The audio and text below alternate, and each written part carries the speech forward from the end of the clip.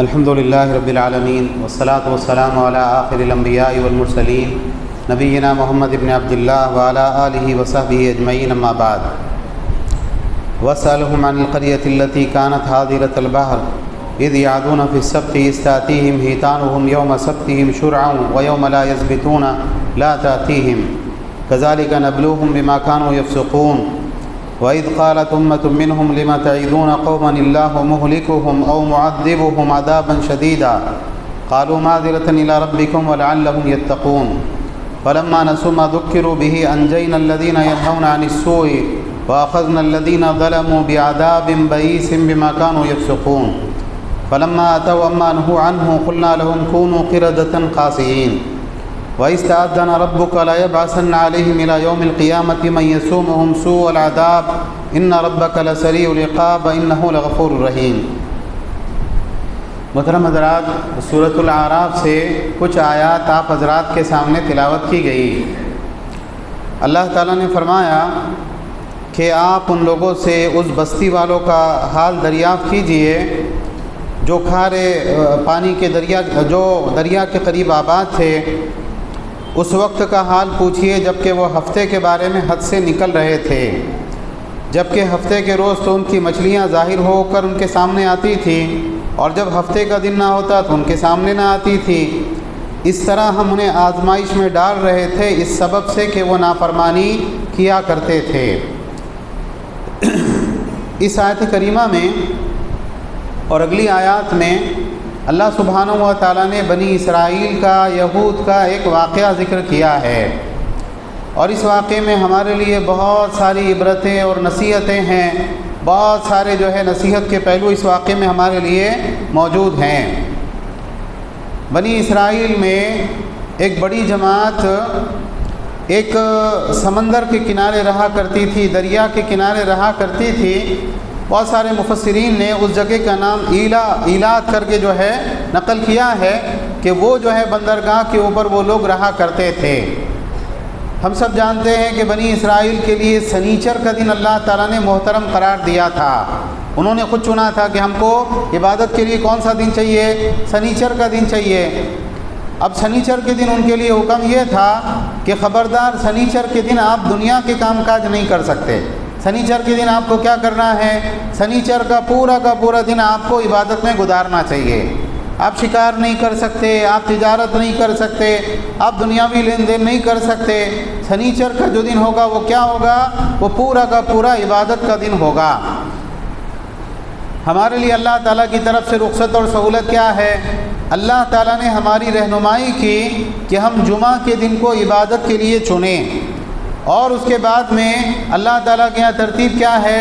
پہلے جمعہ ہے، پھر اس کے بعد میں سنیچر اور اتوار ہے۔ اس اعتبار سے قیامت کے دن امت محمدیہ کا حساب کتاب اور امت کے معاملات جلدی انجام پائیں گے دوسروں کے مقابلے میں۔ بہرحال یہ ہوا کہ سنیچر کا دن ان کے لیے طے کیا گیا تھا۔ اب جب سنیچر کا دن آتا ان لوگوں کا ذریعہ معاش کیا تھا؟ دریا میں سے مچھلیاں پکڑا کرتے تھے اور اس کا شکار کر کے اس کو بیچ کر وہ لوگ اپنا پیٹ پالتے تھے۔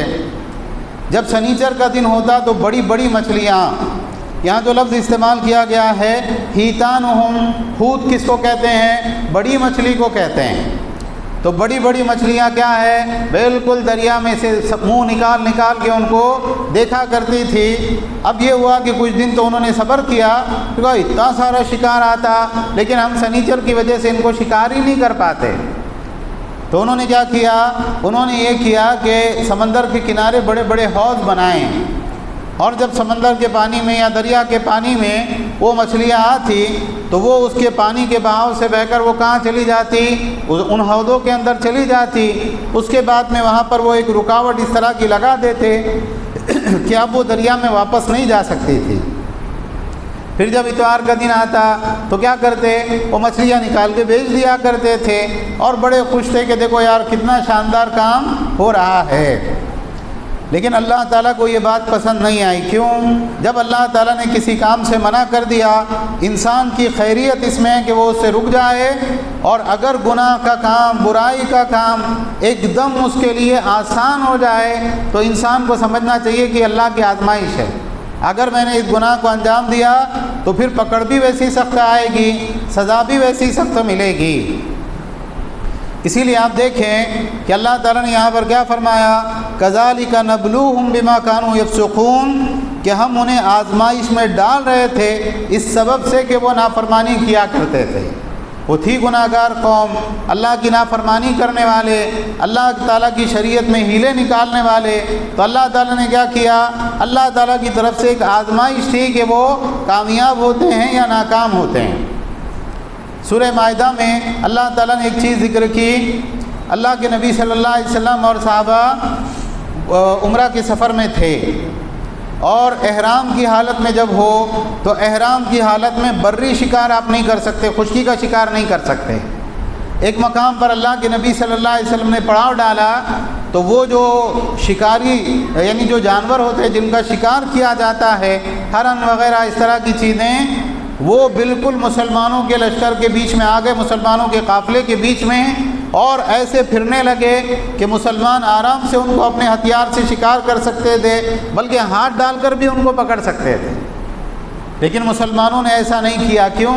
اللہ نے حرام قرار دیا، احرام کی حالت میں شکار نہیں کر سکتے۔ اللہ نے قرآن کی آیتیں اتاری، یہ آزمائش تھی کہ کون اللہ تعالیٰ سے ڈرتا ہے۔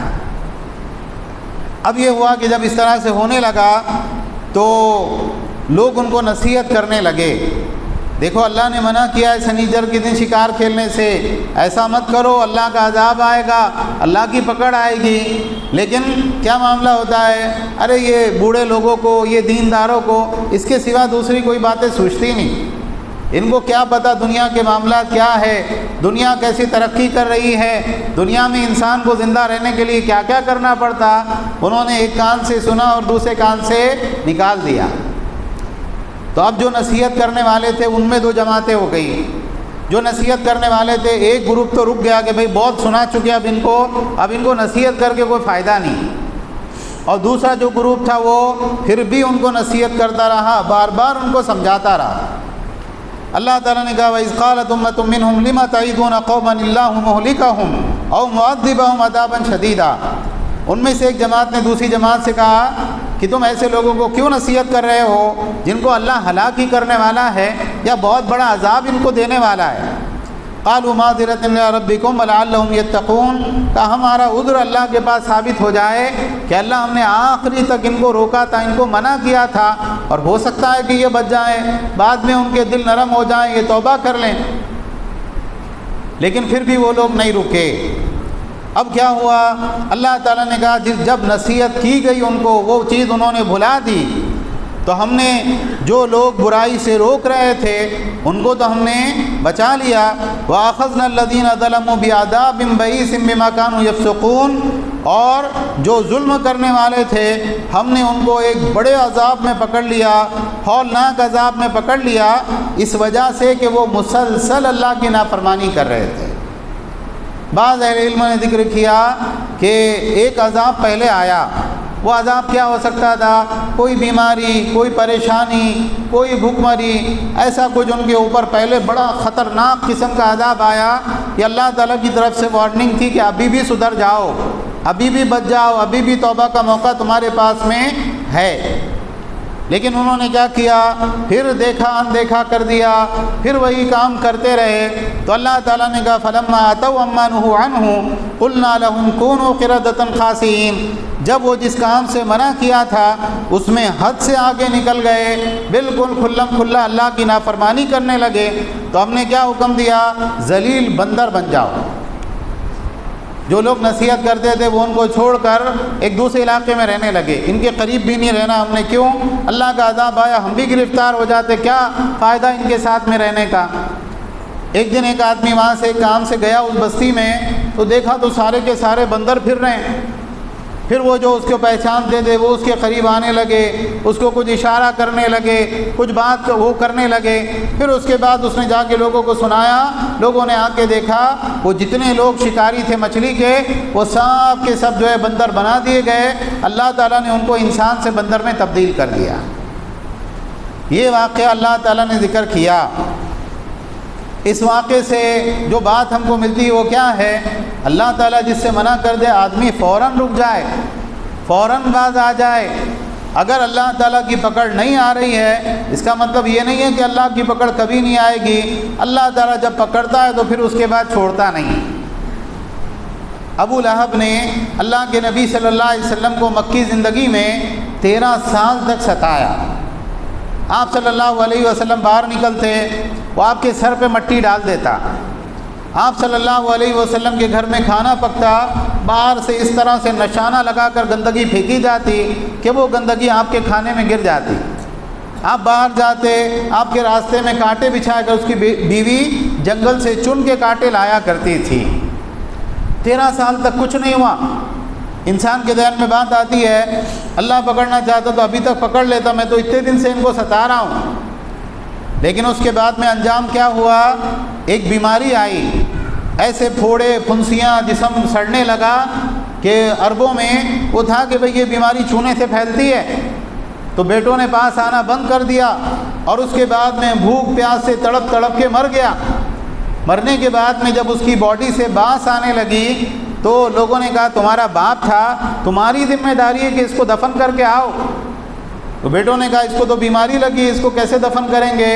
تو بڑے بڑے لکڑے لے کر اس کی لاش کو دھکیلتے ہوئے لے گئے، اور صحرا کے اندر جو ہے گڑھا کھود کر اس کی لاش کو اس میں گرایا، اور دور سے پتھر مار مار کر اس گڑھے کو بھر دیا۔ تو اللہ سبحانہ و تعالیٰ جب پکڑ کرنے میں آتا ہے تو انسان سوچ بھی نہیں سکتا اللہ کی پکڑ ویسے آتی ہے۔ اللہ تعالیٰ انسان کو عبرت کا نشان بنا دیتے ہیں۔ وہ انسان جو اللہ تعالیٰ کی شریعت کے مقابلے میں ہیلا سازی کرتا ہے، نئے نئے بہانوں سے اللہ کی شریعت کو پامال کرتا ہے، اللہ تعالیٰ اس کو نشان عبرت بنا دیتے ہیں۔ آج کے دور کیا ہے؟ آج کے دور میں لوگوں نے ہیلے سیکھ لیے ہیں۔ اللہ نے سود حرام قرار دیا، لوگ اپنے گھر کو ہیوی ڈپازٹ کے اوپر دینے لگ گئے۔ تو سود تھوڑی ہے، وہ تو ہم کیا کر رہے ہیں، ہیوی ڈپازٹ کے اوپر گھر دے رہے ہیں۔ اللہ تعالیٰ نے کہا اپنی بیوی کو 3 طلاق دو گے تو وہ تمہارے لیے حرام ہو جائے گی۔ اب اس کی مدت اللہ تعالیٰ نے ٹھہرائی کہ 3 الگ الگ مہینوں میں، وہ بھی موقع پڑے بعد میں کبھی کبھی تو ایسا ہو۔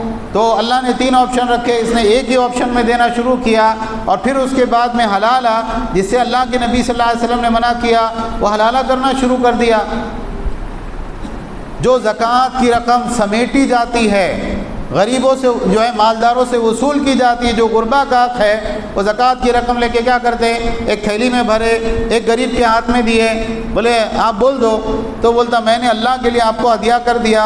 وہ زکوٰۃ کی رقم اس سے لیتے ہیں، اس کے بعد جیسے چاہے ویسے خرچ کرتے ہیں۔ آج کے دور میں اللہ کی حرام کردہ چیزوں کو حلال کرنے کا ایک طریقہ اور بھی ہے۔ وہ کیا ہے؟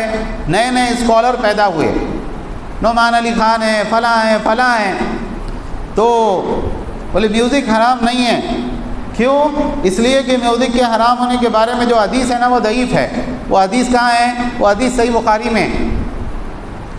تو کیسے اللہ کی شریعت کو پامال کیا جائے، نئے نئے بہانے، نئے نئے طریقے، چہرے کا پردہ نہیں ہے، فلاں فلاں چیزیں نہیں ہیں۔ جو امت کے اندر متواتر عمل اللہ کے نبی صلی اللہ علیہ وسلم سے چلا آ رہا ہے، وہ سارے اعمال کا انکار، دین میں نئی نئی خرافات، کس اعتبار سے؟